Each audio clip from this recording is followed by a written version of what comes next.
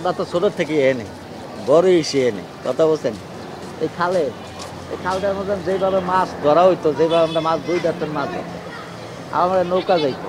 কেরানীগঞ্জের সুবাড্ডা খাল পারে জীবনের অর্ধ শতাধিক বসন্ত পার করা আবুল হোসেন এভাবেই জানাচ্ছিলেন খালটি নিয়ে তার শৈশব যৌবনের শতস্মৃতির কথা। যখন নৌকা বন্ধ কথা তখনই খাল বন্ধ হয়ে গেছে। ওই সদকারের ওখানে নৌকা চালু রাখতো, এই খালটা নৌকা চালু রাখতো তয়ারের হইতো না। এক সময়ের ভরা যৌবনা সুবাড্ডা খাল এখন কেবলই ময়লার ভাগার। পলিথিন ও বর্জ্যে ভরাট হয়ে যাওয়ায় খালটির অস্তিত্বই বিলীনের পথে। স্থানীয়রা জানান অবৈধ দখল এবং ময়লা আবর্জনা ফেলার কারণেই এই অবস্থা।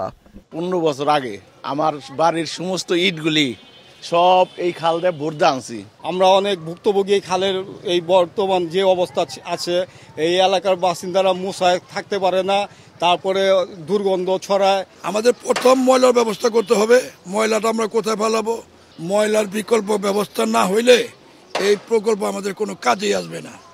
তবে সুবাড্ডা খাল পুনঃখননের প্রকল্প হাতে নিয়েছে পানি সম্পদ মন্ত্রণালয়। সকালে ৩১৭ কোটি ৫৯ লাখ টাকার এই প্রকল্পের উদ্বোধন করেন পানি সম্পদ মন্ত্রণালয়ের উপদেষ্টা সৈয়দা রিজওয়ানা হাসান এবং স্বরাষ্ট্র উপদেষ্টা মোহাম্মদ জাহাঙ্গীর আলম চৌধুরী। অনুষ্ঠানে সুবাড্ডা খালকে আবারও প্রবহমান করে ধলেশ্বরী ও বুড়িগঙ্গার সঙ্গে যুক্ত করার প্রত্যাশা জানান পানি সম্পদ উপদেষ্টা সৈয়দা রিজওয়ানা হাসান। বলেন আর কেউ যেন খালটি দখল করতে না পারে সেজন্য এর পার সুরক্ষিত করার কথা।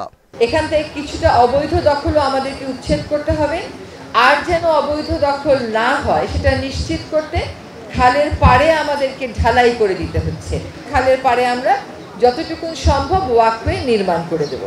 স্বরাষ্ট্র উপদেষ্টা জলবদ্ধতা নিরসনে অসাধু ভূমিদস্যু ও দখলদারীদের বিরুদ্ধে কঠোর সামাজিক আন্দোলন গড়ে তোলার আহ্বান জানান। খালের পানি যাতে কোনো রকমে দূষিত না হয় সেজন্য সেটা নিশ্চিত করতে হবে।